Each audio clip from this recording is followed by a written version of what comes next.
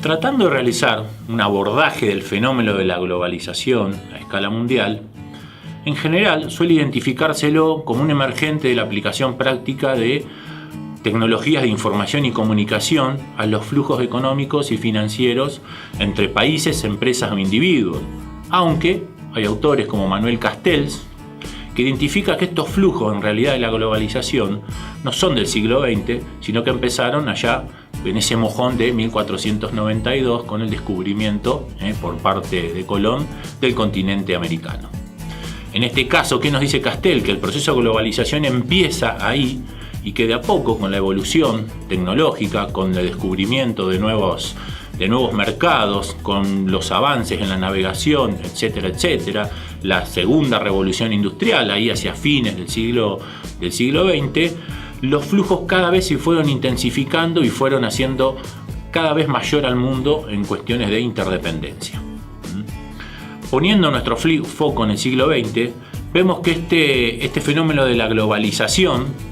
que nos obliga a pensar el mundo como un escenario único e interdependiente, en el cual diversas decisiones tomadas en cualquier punto del planeta pueden, y muchas veces tienen una repercusión global, generan y pueden generar ese impacto. Pero este siglo XX, en este caso este fenómeno de la globalización, ha adquirido un cariz eminentemente occidental, en el cual, como decíamos en la introducción de este módulo, de esta sesión, el peso de los Estados Unidos y algunos países europeos como Alemania, Francia, Alemania, marcaba muchas de las pautas de consumos culturales, muchos del desarrollo tecnológico que era impulsado por estas mismas potencias, los centros de decisión económico-financieros centrados, Nueva York, París, Roma, Frankfurt, y obviamente las pautas también de consumos occidentales. La finalización del siglo XX y el inicio del siglo XXI comenzó a consolidar un perfil menos occidental y más oriental. El rol de China y en menor lugar de India, entre ambos países estamos hablando de casi 2.500 millones de habitantes, empieza a jugar un rol muy importante en el escenario global. La contribución que estos dos países ha hecho al crecimiento económico en los últimos 20 años es muy, pero muy grande. Se calcula más o menos algunas cifras que el 30% del crecimiento global se debe solo al impulso de la economía china, para darnos una idea, y es un país que para el año 2030, como nos dice Andrés Oppenheimer, que es un periodista argentino que reside en Miami, va a tener una clase media más o menos de unas 500 millones de personas, más que toda la comunidad europea, para dimensionarla. De la mano de este fenómeno también empezamos a apreciar cómo lo que era ese escenario de la Guerra Fría del siglo XX, el escenario que en política internacional se le dice de bipolaridad, empieza a mutar en un escenario de multipolaridad. Hay jugadores fuertes, obviamente, pero la rivalidad que existía y antes entre Estados Unidos y la Unión Soviética, que cae en el año 1989, ha dado un nuevo escenario donde Estados Unidos ya debe convivir con actores como China, Rusia o la Unión Europea, tanto en las disputas de los mercados globales como también en disputas geopolíticas. Paralelamente a esta reconfiguración del perfil de la globalización, debemos destacar también que los procesos económicos y financieros registran una profunda transformación que impacta en la sociedad y que reconfigura muy rápido, cada vez más de esta manera, a los actores que son importantes en la escala global. Hoy, por ejemplo, en la actualidad, las principales empresas a nivel mundial ya no son las que producen bienes, sino las que ofrecen servicios. Hablar de Amazon, de Google, de Facebook, por ejemplo, es referirnos a aquellas empresas que son más importantes a escala global, y hoy muchos de los países están orientando sus sistemas productivos a la generación de conocimientos y de servicios.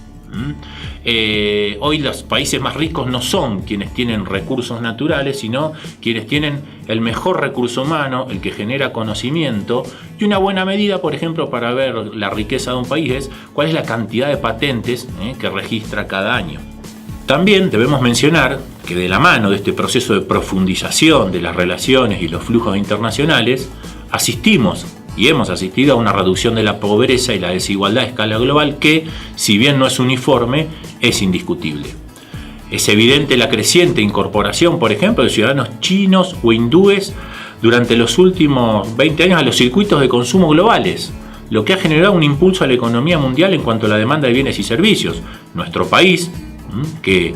en los mercados globales ofrece, por ejemplo, commodities o alimentos, es un claro beneficiario de esos flujos globales y de esa nueva realidad. Alimentos, vestimenta, tecnología, servicios y otros bienes se incorporan así a los parámetros de consumo promedio a escala internacional y generan nuevas oportunidades de negocio e inversiones. Todos estos procesos de desarrollo y crecimiento están configurando una nueva forma de economía que comienza a conocerse como la economía 4.0. Así como asistimos a la primera revolución industrial a fines del siglo XVIII y principios del siglo XIX, con la máquina de vapor y la producción en serie, fuimos testigos también de una segunda revolución industrial a fines del siglo XIX, que a través de la electricidad y el teléfono trajo grandes avances a la economía global y al mundo. Y en la segunda mitad del siglo XX también asistimos a lo que fue la revolución de las tecnologías de información y comunicación, las famosas TICs, Internet, la revolución tecnológica, la cibernética, y hoy perfectamente podemos decir, y muchos autores ya se habla de esto, que estamos asistiendo a esta cuarta revolución, que ya no es tanto industrial, productiva, sino más de la tecnológica y de servicios, y que está generando un gran impacto a nivel económico y cultural. Esta revolución cuenta entre sus principales características. Ahí está. Perdón. No, está bien. ¿De esta revolución? Listo. ¿Estamos ya? Sí. Esta revolución, que cuenta entre sus principales características la digitalización de los procesos productivos, el uso de Big Data, la irrupción de la tecnología de blockchain, sobre la cual ya volveremos posteriormente, y la personalización de los productos y servicios, en este caso la impresión en 3D es fundamental, supone un fenómeno disruptivo con el pasado y nos sumerge en lo que podríamos denominar una revolución tecnológica permanente, la cual requiere que los individuos y las organizaciones se adapten de forma constante a los nuevos conocimientos, nuevas tecnologías y nuevos procesos que se van consolidando.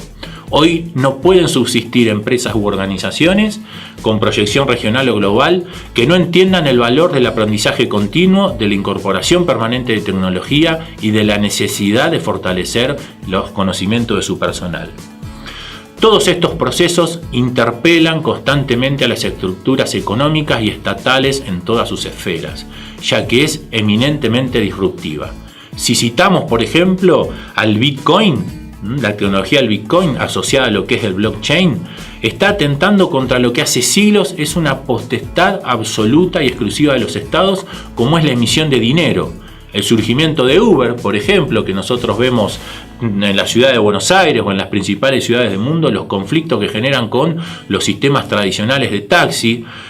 y la existencia ya, en nuestro caso, el sector nuestro de juegos de azar, de las apuestas online, del juego online, que interpelan a los actores tradicionales privados y a los estados en cuanto a cuáles son los modelos de regulación y administración, si es que se considera necesario hacerlos. Estos tres ejemplos ponen en el tapete los múltiples desafíos y que la tecnología plantea al statu quo y que requieren respuestas eficientes y rápidas para responder a los mandatos organizacionales. Por todo lo que vimos anteriormente, el sector de los juegos de azar de ninguna manera está exento de los impactos que el nuevo contexto global plantea y tarde o temprano deberá adaptarse, como ya lo están haciendo muchos grupos empresarios y algunos países a través de sus organismos regulatorios. En el siguiente módulo comenzaremos a abordar la especificidad de los cambios ocurridos en el sector de juegos de azar de la mano de las transformaciones a escala global, con el objetivo de aportar claridad al contexto actual y a los desafíos futuros que deberán enfrentarse desde el sector.